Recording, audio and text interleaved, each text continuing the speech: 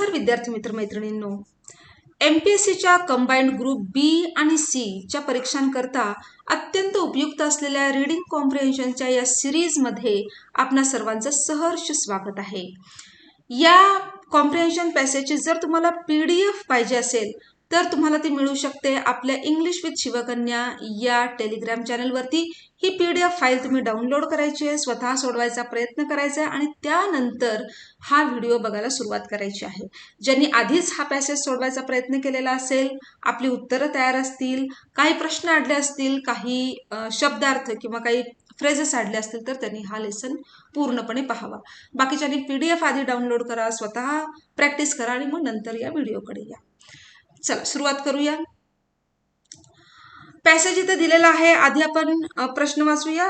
Question number 1, what is one of the key advantages of using AI tools in creative writing? Creative रायटिंगच्या क्षेत्रामध्ये AI tools वापरण्याचा की महत्त्वाचा advantage काय आहे?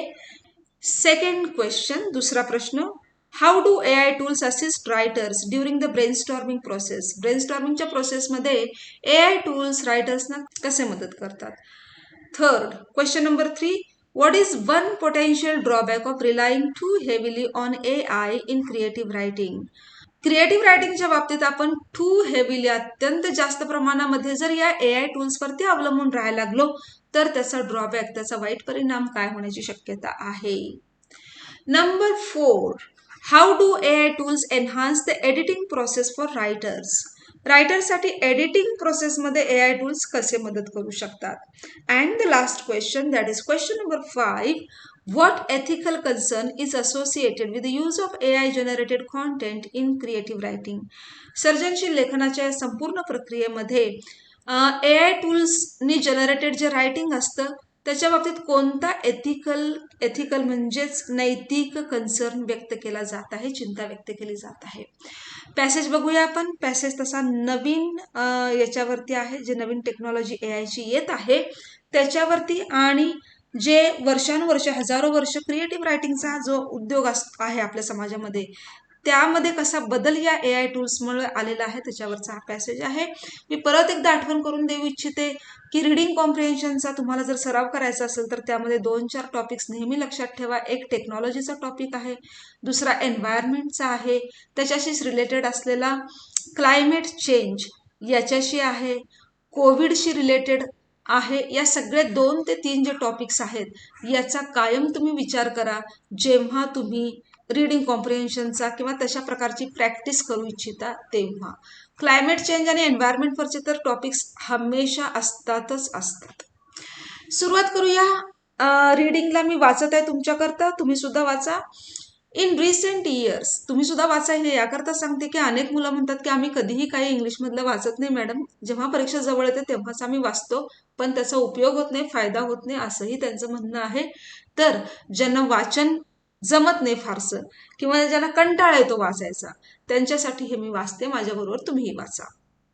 इन रिसेंट इयर्स, अलीकडच्या काही काळामध्ये, the integration of artificial intelligence tools into creative writing processes has revolutionized the way authors and content creators approach their craft. काय झालेलं अलीकडच्या काळामध्ये की आर्टिफिशियल इंटेलिजन्स म्हणजे AI टूल्स आणि क्रिएटिव्ह रायटिंगची जी प्रोसेस आहे याच्यामुळं लेखक आणि आशय निर्मिती करणारे जे लोक आहेत म्हणजे ते जे काम करतात त्या संपूर्ण प्रक्रियेमध्ये एक क्रांती झालेली आहे, रेव्होल्युशनाइज्ड क्रांती झालेली आहे AI टूल्समुळे।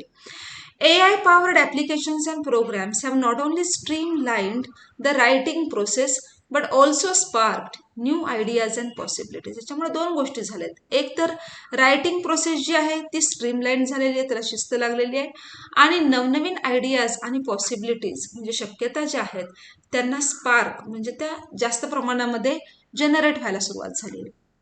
लेट्स डेल्व इनटू म्हणजे डाइव्ह इनटू, बुडी मारूया। How AI tools are transforming the world of creative writing? Creative writing, सर्जनशील लेखनाचं जग या AI टूल्समुळे कसं बदलत आहे ते आपण पाहूया। AI tools have the remarkable ability to generate content based on patterns and data analysis. Data analysis आणि वेगवेगळ्या प्रकारचे आतापर्यंत लिटरेचरवर आधारित जे काही पॅटर्न्स आहेत याच्या आधारे या AI टूल्समध्ये नवीन कॉन्टेंट निर्माण करण्याची एक प्रचंड ॲबिलिटी आहे. One prominent means remarkable, important application is the use of AI generated text in generating plot ideas or even entire stories. एक सगळ्यात महत्त्वाची त्यांची कॅपॅसिटी म्हणजे संपूर्ण स्टोरी, प्लॉट आयडियाज म्हणजे कथानक जे आहे ते जनरेट करण्याची क्षमता याच्यामध्ये आहे. बाय अनालायझिंग, आता हे काम चालतं कसं? By analysing existing literature and identifying trends. आता इंटरनेटवरती जेवढं काही लिटरेचर वेगवेगळ्या भाषांमध्ये उपलब्ध आहे त्या सगळ्या लिटरेचरचं ॲनालिसिस आणि त्यातले वेगवेगळे ट्रेंड्स हे आयडेंटिफाय करून AI can assist writers in brainstorming innovative story lines and plot twist. संपूर्ण नवनवीन कथानक आणि गोष्टींमध्ये, कथानकांमध्ये जे टर्न्स अँड ट्विस्ट्स येतात हे जनरेट करण्याची प्रचंड क्षमता या AI टूल्समध्ये आहे की ज्याचा वापर रायटर लोकांना ब्रेनस्टॉर्मिंगसाठी होतो. सेविंग, त्याच्यामुळे होतं काय? Saving valuable time and inspiring creativity. त्यामुळे लेखकांचा मौल्यवान वेळ वाचतो आणि क्रिएटिव्हिटी, सर्जनशीलतेला चालना मिळते. फर्दरमोर, याच्याच बरोबर AI driven language models like GPT-3 सारखे लँग्वेज मॉडेल्स जे आहे ते काय करतं? Have the capacity to generate realistic dialogues and character interactions. आपल्या पात्रामध्ये जे इंटरॅक्शन्स असतात ते आणि त्यांच्यामधले जे डायलॉग्स असतात ते जास्त रिअलिस्टिक करण्यामध्ये या AI टूल्सचा सगळ्यात मोठा हातभार लागतो. Authors can use this models, लेखक या मॉडेल्सचा उपयोग करू शकतात to create believable and engaging conversations between their characters. त्यांच्या पात्रांमध्ये अत्यंत रुचिपूर्ण, एंगेजिंग म्हणजे एखाद्याला गुंतवून ठेवू शकतील असे कॉन्व्हर्सेशन्स, डायलॉग्स निर्माण करू शकतात. ते जितके एंगेजिंग आहेत तितकेच ते बिलिव्हेबल पण आहेत, कन्व्हिन्सिंग पण आहेत, असे टूल्स लेखक वापरू शकतात. The AI's vast database of language allows it to mimic different tones, styles and voices, enhancing the richness of the narrative. Narrative म्हणजे कथानक. या कथानकाची आशयगर्भता वाढवण्यासाठी AI टूल्सकडे म्हणजे AI कडे जो पूर्ण असा डेटाबेस आहे लिटरेचरचा, तो त्याला वेगवेगळ्या प्रकारच्या टोन्स, स्टाईल्स आणि व्हॉइसेसमध्ये मिमिक्री म्हणजे कॉपी करणे, पण ही copy word to word copy नसते. याच्यामध्ये ही कॉपी जी असते ती क्रिएटिव्ह असते, त्याच्यामध्ये इनोव्हेशन असतं, नाविन्य असतं आणि सगळी करण्याची कॅपॅसिटी AI टूल्समध्ये आहे. AI tools also come in handy during the editing process. सगळ्यात महत्त्वाचा आणि किचकट भाग म्हणजे एडिटिंगचा, संपादनाचा भाग. तिथे सुद्धा AI टूल्स मोठ्या प्रमाणावरती आपल्याला मदत करू शकतात. These tools can analyze grammar, punctuation and writing style. व्याकरण असेल, विरामचिन्ह असतील किंवा रायटिंग स्टाईल असेल याचं संपूर्ण ॲनालिसिस करून प्रोव्हाइडिंग सजेशन्स फॉर इम्प्रूव्हमेंट. लेखकांना याच्यामध्ये काय काय इम्प्रूव्हमेंट करता येईल याचं सजेशन देण्याचं काम सुद्धा AI टूल्स करतात. Authors can ensure their writing is error free and consistent. याच्यामुळे लेखकांना एरर फ्री म्हणजे बिनचूक आणि कन्सिस्टंट, सातत्याने त्यांना आपल्या लिखाणामध्ये सातत्य ठेवायला मदत होते. Freeing up more time for the creative aspects of their work. आपल्या कामाचा जो सर्जनशील भाग आहे त्याच्याकडे लक्ष देण्यासाठी त्यांना जास्त मोकळा वेळ ठेवता येतो आणि जास्त क्रिएटिव्हली काम करता येतं. ऑन द फ्लिप साईड म्हणजे याची दुसरी बाजू आता अशी आहे, हे सगळे प्लस पॉईंट सांगितलं. आता फ्लिप साईडला काय आहे? देर आर कन्सर्न्स, चिंता व्यक्त केली जाते about the over Reliance on AI in creative writing. Over dependence, अति मोठ्या प्रमाणावरती या AI टूल्सवरती अवलंबून राहणे क्रिएटिव्ह क्षेत्रामध्ये हे धोकादायक आहे, याच्याबाबत कन्सर्न व्यक्त केला जातोय. सम आर्ग्यू, काही जण असाही मुद्दा मांडतात की it may stifle individual creativity by adhering too closely to established patterns and trends. आता AI टूल्स करतं काय की एस्टॅब्लिश्ड म्हणजे जे प्रस्थापित लिटरेचरमधले जे पॅटर्न्स आहेत, ट्रेंड्स आहेत, त्याचेच पॅटर्न्स उचलून तो वेगवेगळ्या प्रकारे नाविन्यपूर्ण पद्धतीने आपल्यासमोर मांडतो. याच्यामुळे होतं काय की इंडिव्हिज्युअल क्रिएटिव्हिटी म्हणजे व्यक्तिगत पातळीवरती जी प्रतिभा आहे, नवनिर्माण करण्याची जी शक्ती आहे, ही स्टायफल म्हणजे दबून जाण्याची शक्यता निर्माण होते. कारण जर समोर तुम्हाला नवनवीन पॅटर्न्स आणि ट्रेंड्स दिसतात तर त्यामुळे तुम्ही विचार करायचे थांबता किंवा नवीन विचार, नवीन कॉम्बिनेशन करायचं तुम्ही थांबण्याची शक्यता निर्माण होते. ॲडिशनली त्याचबरोबर देर आर एथिकल कन्सर्न्स, याच्यामध्ये काही नैतिक प्रश्नही उपस्थित केले जात आहेत. The use of AI generated content without proper attribution. आता AIने जे काही कॉन्टेंट निर्माण केलेलं आहे तो जगभरातले जे काही साहित्यिक आहेत त्यांचं जे साहित्य वेबवरती अवेलेबल आहे किंवा डिजिटल स्वरूपामध्ये अवेलेबल आहे त्याचंच ॲनालिसिस केलेलं आहे. मग कुठला भाग कुणाकडून घेतला याचं ॲट्रिब्युशन म्हणजे त्याचं श्रेय AI देत नाही कुणालाही. AIच्या थ्रू आलेलं जेही काही मटेरियल आहे ते एका लेखकाचं नाही तर AI या डिव्हाइसचं होतं किंवा त्या सॉफ्टवेअरचं होतं. म्हणून इथं वाङ्मय चौर्याला जास्त काय आहे, वाव आहे. इन कन्क्लुजन, शेवटी AI tools have unquestionably transform the landscape of creative writing. सर्जनशील लेखकाचा पूर्ण लँडस्केप जो आहे तो याने बदलून टाकलेला आहे, अविश्वसनीयरित्या निसंशयपणे हे बदलून टाकलंय. ऑफरिंग पॉवरफुल एड्स, पॉवरफुल मदत केलेली आहे फॉर जनरेटिंग आयडियाज जनरेट करण्यामध्ये, डायलॉग एन्हान्स करण्यामध्ये, improving the editing process improve झालेली आहे. या सगळ्यामध्ये या AI टूल्सने खूप मोलाची भर घातली आहे. हावेवर, पण तरीही striking a balance between human creativity and AI assistance remains a critical challenge for writers in this digital age.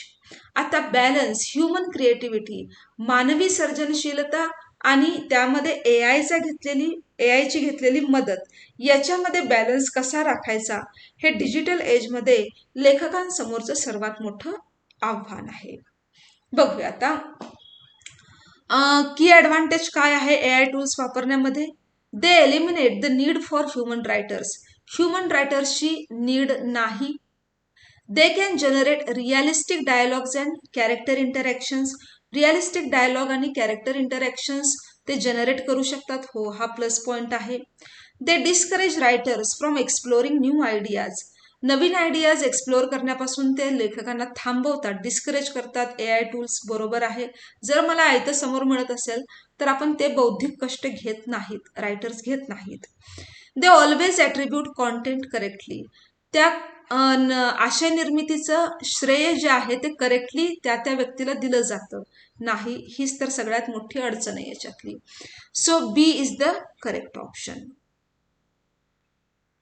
Second, how do AI tools assist writers during the brainstorming process. Brainstorming प्रोसेसमध्ये ते कशी मदत करतात.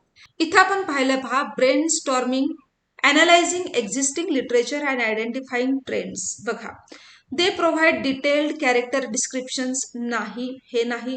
दे automatically create entire stories करू शकतात. परंतु ब्रेनस्टॉर्मिंगमध्ये they analyze existing literature to inspire new story lines. हे ब्रेनस्टॉर्मिंगमध्ये अपेक्षित असतं. आत्ता अस्तित्वात असलेलं जे लिटरेचर आहे त्याचं ॲनालिसिस करून संपूर्ण नवीन स्टोरी लाईन ते देतात. बरोबर आहे. दे offer in depth critics of the writers work.